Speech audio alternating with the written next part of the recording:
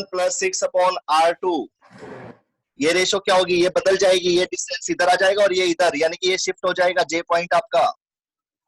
तो ये अब 2/3 हो चुका है, तो 2/3 मीटर, और ये वाला कितना रह गया बेटा, 1/3 meter. Now solve it, 2/3 this 1/3, इसी तरह से सॉल्व करना है इसको। Now the value is 2। अब इसके बाद हमें बस ये और ये दो इक्वेशन ही सॉल्व करनी है मैथमेटिकली, क्योंकि आपको पता है कि किस डायरेक्शन में शिफ्ट होगा हमारा बैलेंस पॉइंट आफ्टर इंक्रीजिंग और डिक्रीजिंग द रेजिस्टेंसेस। तो यहां पर आ गया आपके पास R1 plus 6/R2 is equal to 2/1। Solve करिए इसको। R1 plus 6 is equal to 2R2.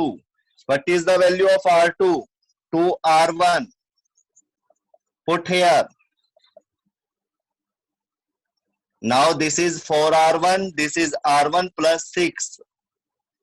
4R1 minus R1 is equal to 6.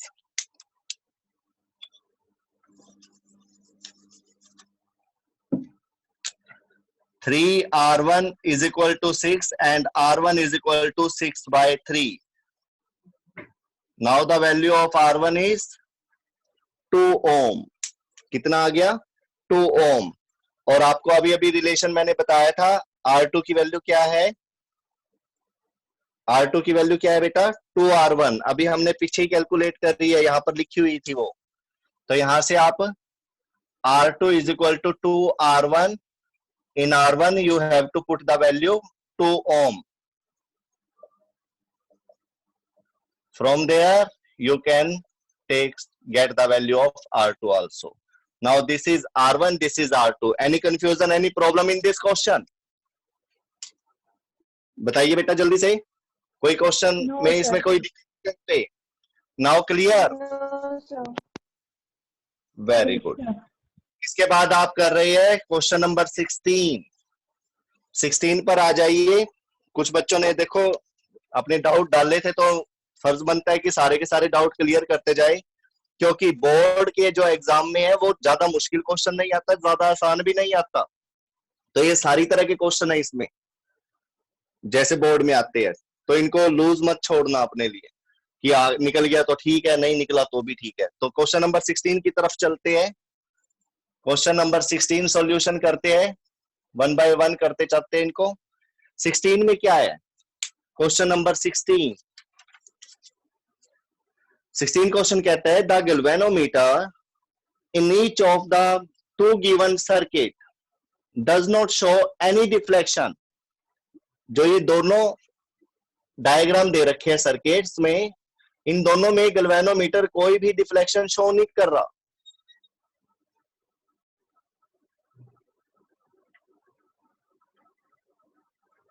Find the ratio of the resistors R1 and R2 used in this circuit.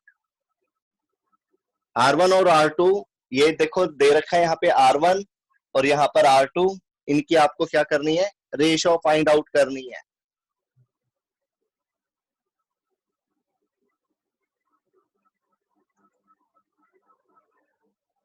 तो यहाँ पर क्या कर रहे हैं हम, यहाँ पे सबसे अच्छा पॉइंट क्या है कि यहाँ पर कोई करंट फ्लो नहीं कर रहा है, तो यहाँ पर ये बैलेंस कंडीशन को शो कर रहा है।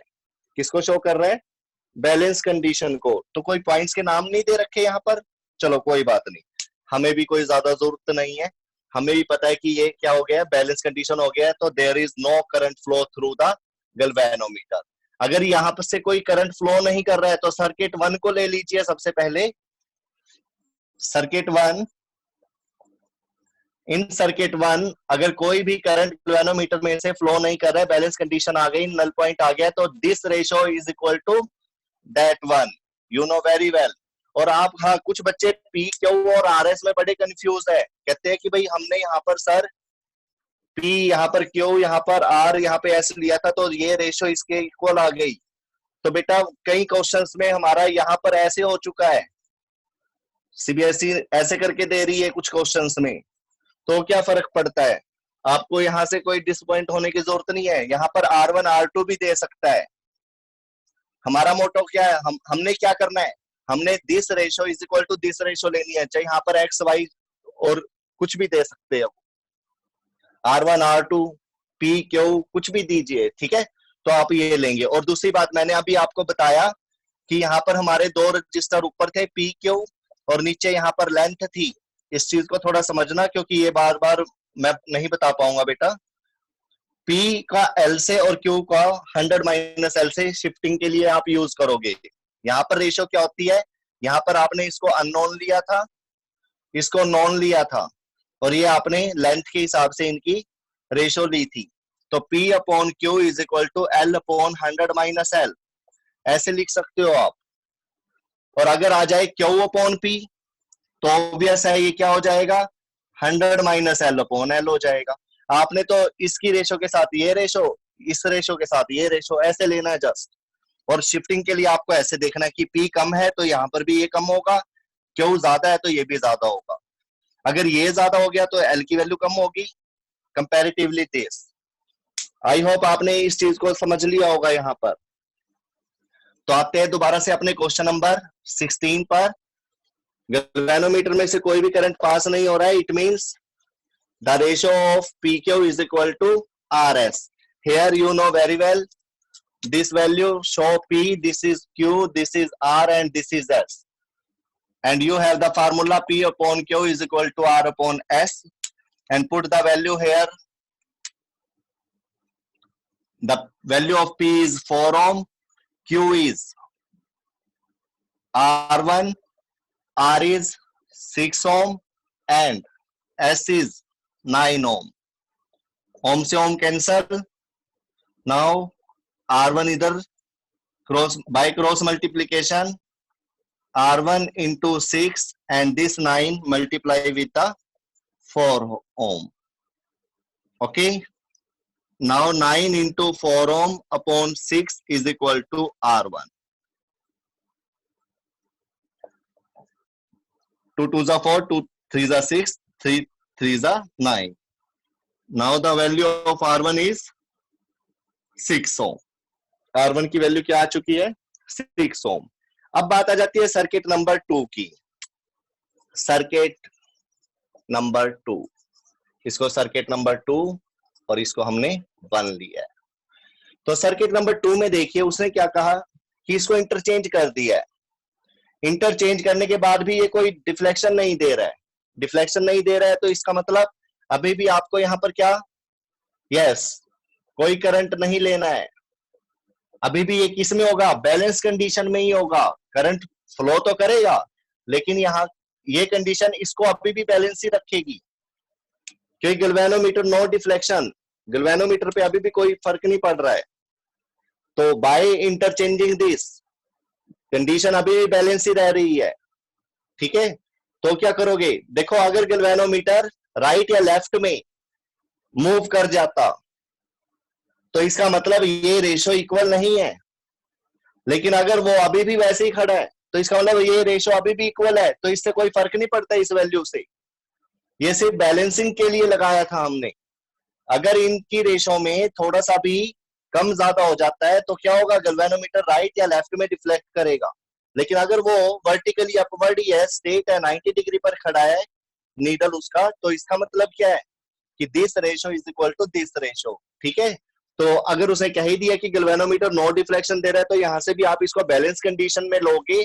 और कैसे लोगे, again now this is P dash Q dash R dash S dash. तो आप यहाँ पर फार्मूला क्या लगाओगे अलग से, P dash upon Q dash is equal to R dash upon S dash. Here what is the value of P dash, 6 ohm. What is the value of Q dash, 12 ohm. What is the value of R dash, R2, which you have to calculate, and S dash is 8 ohm. Now cross multiply it. R2 is equal to 6 ohm into 8 ohm upon 12 ohm. Ohm से ohm cancel, 4 2s are 8, 4 3s are 12, 3 2s are 6. Now the value of R2 is 4 ohm. क्या आ गई है? 4 ohm. तो this is R2 and this is R1 and your question is the ratio of R1 and R2. R1 is 6 ohm, R2 is 4 ohm. तो the ratio of R1 and R2 is 3:2. आ गया बेटा ये समझ में? Hurry up, tell me, clear है ये? Yes sir, yes. Okay, कितने student है पार्टिसिपेंट्स में चेक करिए एक बार, स्क्रीनशॉट लीजिए। 25 सर। कितने? 23 होंगे सर 23 Okay. होंगे आपको और टीसीएस को हटाकर। ओके ओके, चलो नेक्स्ट क्वेश्चन देखिए। नेक्स्ट क्वेश्चन को अभी छोड़ देते हैं, काफी बच्चे इसमें परेशान हो गए हैं, दिक्कत आ गई है काफी बच्चों को, तो इसको हम भी छोड़ देते हैं अभी, ठीक है? पहले 20 को कर लेते हैं, क्वेश्चन नंबर 20 को। छोड़ने का मतलब ये नहीं है बिल्कुल ही छोड़ दिया है, पहले 20 करेंगे, आफ्टर दैट इसको देखेंगे। तो क्वेश्चन नंबर 20 क्या था? काफी मुश्किल क्वेश्चन है ना ये वाला, इसको इसलिए बाद में देखेंगे, ठीक है? क्वेश्चन नंबर 20 था आपके पास, in meter bridge the null point is found at a distance of 60 centimeter from end A. यहां पर देखिए इस डायग्राम को, ये क्लियर है? ये दिख रहा है डायग्राम आपको? Question number 20 yes sir. Clear है? कोई ऐसी टर्म तो नहीं जो ना दिख रही हो, मिस हो रही हो इसमें? सब दिख रहा है। तो यहां से देखिए आप question number 20, in question number 20 in a meter bridge the null point is found at a distance of 60 centimeter. This is the distance is 60 centimeter. You know very well, this is the balancing condition in this case. R upon S is equal to 60 upon 40. Solution कैसे करेंगे आप इसका? From the first condition, R upon S is equal to 60 upon 100 minus 60 भी लिख सकते हो, one एक step और बढ़ा दीजिए, 60 upon 40. Okay. Next,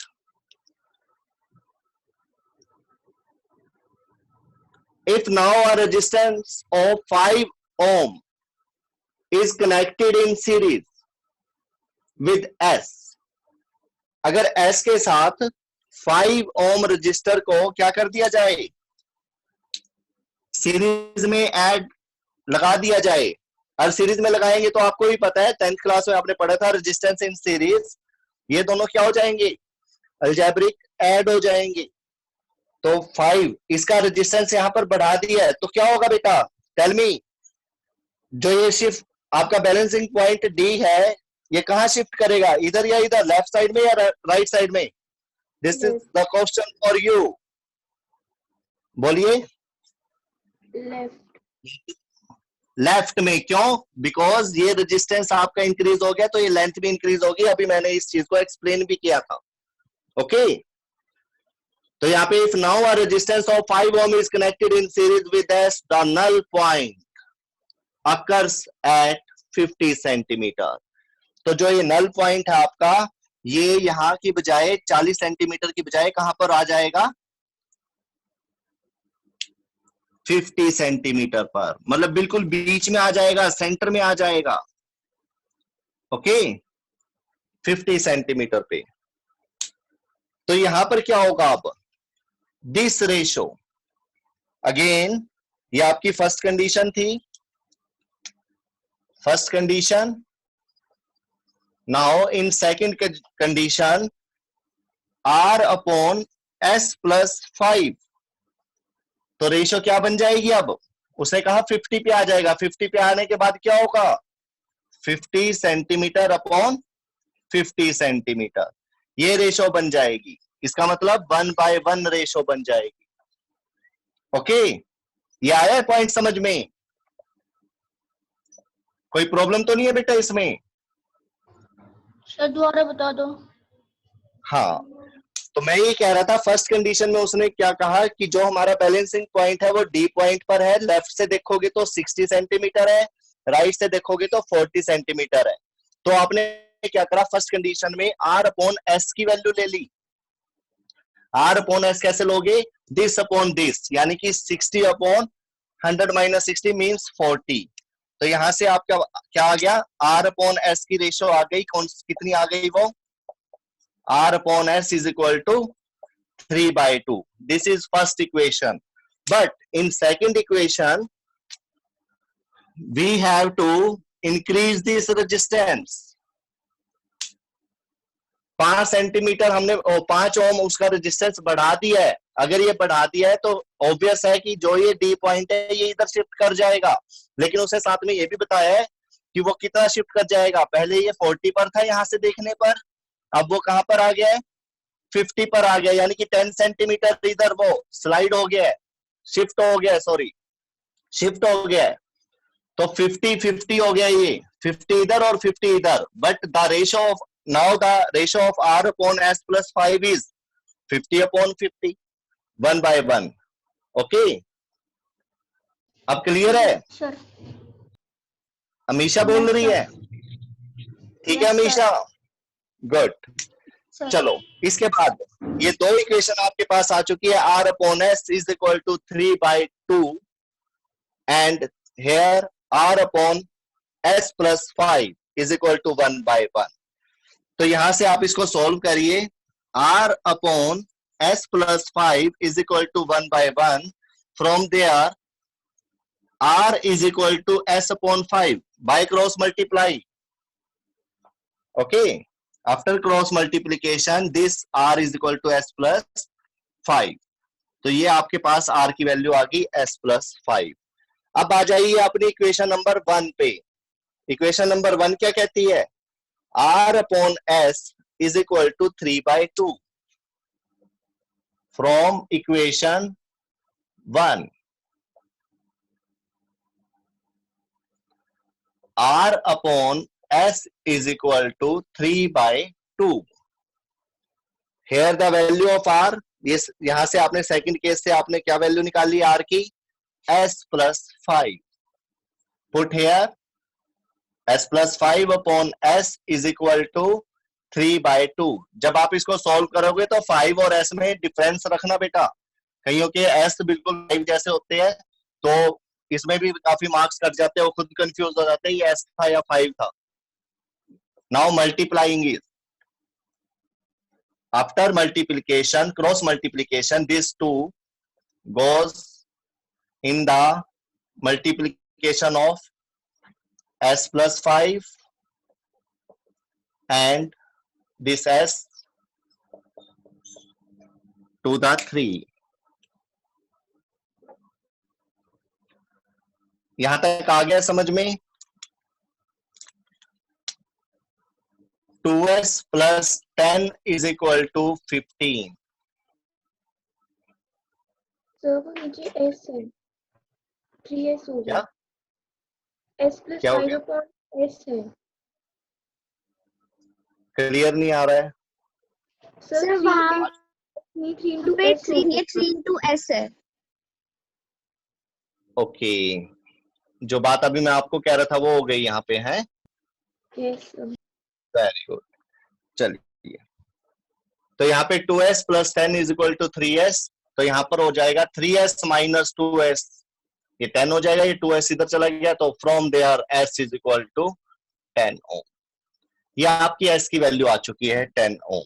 now put this S 10 ohm, देखिए यहाँ पे S की वैल्यू आपके पास कितनी आ चुकी है, 10 ओम। ओके, और अब आप R की वैल्यू को कैलकुलेट करोगे by putting the value of S from there, 10 ohm plus 5 ओम ही है ये बेटा, क्योंकि रेजिस्टेंस में रेजिस्टेंस को जब ऐड करोगे तो वो ओम में ही लेना पड़ेगा। सही तरीके से तो आपको ओम लगाना चाहिए यहाँ पर 5 के साथ, क्योंकि रेजिस्टेंस में अगर रेजिस्टेंस को ऐड कर रहे हो तो वो यूनिट के साथ ही ऐड होगा। तो 10 ओम प्लस 5 ओम कितना आ जाएगा, ये 15 ओम। तो ये रेजिस्टेंस आपका होगा 15 ओम और ये रेजिस्टेंस होगा 10 ओम। अगर आपने इसमें 5 को ऐड कर दिया तो ये क्या हो जाएंगे, 15 और 15 दोनों 15 हो जाएंगे, जिससे रेशो क्या आएगी 50/50, यानी कि 1/1। ये यहां तक आ गया बेटा समझ में, ये क्लियर हो चुका है, ये क्वेश्चन हो गया क्लियर? Yes, sir. किसी और पूछना है इसमें कुछ?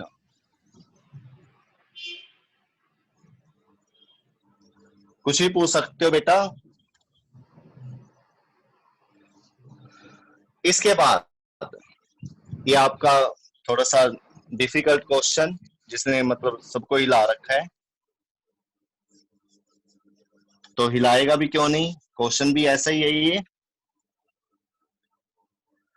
इस क्वेश्चन में क्या था, ये बेटा क्वेश्चन की स्टेटमेंट ही गलत है। ओके, तो कोई ज्यादा मुश्किल क्वेश्चन नहीं था ये आपका। सिर्फ आपको क्या करना है, इसमें यहां पर एफ लिखना है और यहां पर ई।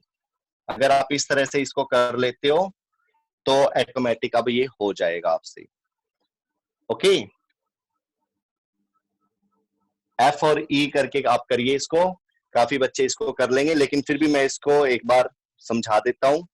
सबसे पहले आप इस रेजिस्टेंस को थोड़ी देर के लिए भूल जाइए, करंट को यहां से लेकर आइए, ए से सी, ये भूल जाइए आप। तो यहां से क्या होगा, करंट यहां से 2 पार्ट्स में डिवाइड हो जाएगा। ओके, यहां से जाने के बाद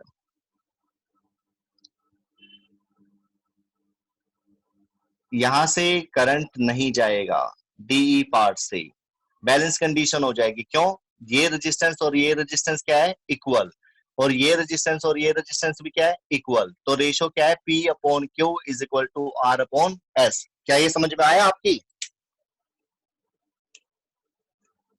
सिर्फ इस पार्ट को देखना है, जल्दी से बताइए मेरे को, क्या दिस रेशो CD/DF CE/EF हो रहा है यहां पर? CD/DF ratio is equal to CE/EF। बताइए बेटा। Yes, sir. Yes, sir. Okay, Yes, sir. अगर ये बैलेंस कंडीशन है तो क्या करंट डीई में से पास होगा? No, sir. गुड। तो कई बार क्या होता है, बुक में ये स्टेटमेंट्स गलत हो जाती है, जिसकी वजह से हमें काफी तकलीफ होती है, बच्चे भी काफी परेशान हो जाते हैं। ओके, तो no current flow through DE. अगर डीई से कोई करंट फ्लो नहीं होगा, ये बैलेंस कंडीशन आपको दिख ही रही है, क्योंकि रेजिस्टेंस की वैल्यू आपके सामने है R, यानी कि 1/1 इज इक्वल टू 1/1। तो अब आपको क्या करना है, इसको डिजाइन करना है। किस तरीके से, व्हीटस्टोन ब्रिज के तरीके से डिजाइन कर सकते हो आप इसको।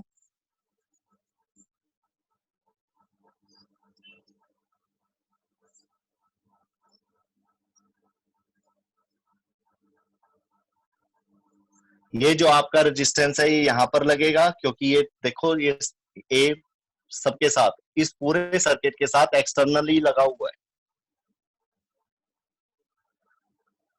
यहाँ पे नाम दे दीजिए आप,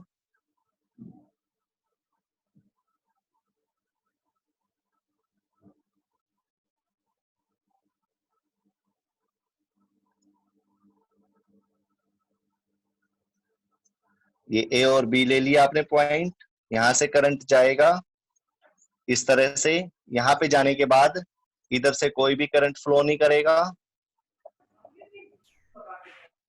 पॉइंट के नाम दीजिए, ए के साथ कौन कनेक्ट है, सी। बी के साथ कौन कनेक्ट है, एफ। डीई में से कोई करंट फ्लो नहीं कर रहा है, तो यहाँ पे आप लगाएंगे डीई। ओके, और इन सब की वैल्यू लगा देंगे आप R R R R and R ohm, ये सब ओम में है। ओके, ये डायग्राम आपका कंप्लीट हो चुका है। इसके बाद आपने क्या करना है, क्या है इस क्वेश्चन में, this is question number 19। 6 equal resistors each values are joined together as shown in figure. Calculate the equivalent resistance across AB. AB का equivalent resistance निकालना है, तो इसमें क्या करोगे, तो इसके अंदर से तो कोई करंट फ्लो नहीं करेगा, अब करंट जाएगा यहां से, तो आप यहां से ले लीजिए I1, दिस इज I2, यहां से जो करंट जाएगा I1 जंक्शन रूल की हेल्प से वो क्या होगा, फिर दोबारा से दो पार्ट्स में डिवाइड हो जाएगा। सपोज यहां से चला गया current I2, I dash, I1 dash ले लो, तो यहां से क्या जाएगा I1 माइनस I1 डैश, इसमें से इसको माइनस कर दिया, वो यहां से जाएगा, क्योंकि यहां से कोई करंट फ्लो नहीं करेगा तो ये I1 डैश यहां से भी जाएगा DF रजिस्टर से, I1 डैश से, और क्योंकि यहां से भी कोई करंट यहां पे फ्लो नहीं करेगा E to D, तो ये I1 माइनस I1 डैश कहां से जाएगा, EF रजिस्टर से। तो यहां से देखा जाए तो ये दोनों कैसे हो जाएंगे, सीरीज में, तो CD register and DF register किसमें होंगे, इन सीरीज। सीरीज में होने की वजह से इनका क्या हो जाएगा, नेट रेजिस्टेंस। यहाँ पे नेट रेजिस्टेंस क्या लेंगे आप, फर्स्ट केस का ले रहे हो, R फर्स्ट लगाकर आप क्या करेंगे, नेमिंग भी कर सकते हो करना चाहो तो, PQ RS, तो P प्लस Q कर सकते हो आप। यहाँ पर P की वैल्यू कितनी है, R ओम, Q की वैल्यू कितनी है, R ओम, तो यहां से क्या आ जाएगा 2R। This is the value of in first case. Similarly in second case, इसके अंदर क्या होगा, ये भी सीरीज में हो गए, तो यहां पर भी क्या होगा R प्लस S, यानी कि अगेन 2R, यस और no, R ohm plus R ohm, this is the second case register.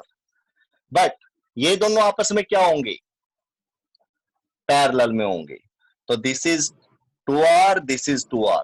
और ये कैसा होगा, इसमें से देखिए करंट I2 जा रहा है, इसमें से current I1 minus I1 dash, और इसमें से जो करंट जा रहा है वो जा रहा है I1 डैश, तीनों में अलग अलग करंट जा रहा है, और ये तीनों का करंट मिलकर से क्या बनाएंगे, एक तरह से I बना देते हैं। क्या बना देते हैं, I बना देते हैं, क्योंकि ये सारा का सारा देखो यहां से ये करंट गया था, ये सारा का सारा यहाँ पर कलेक्ट हो जाएगा।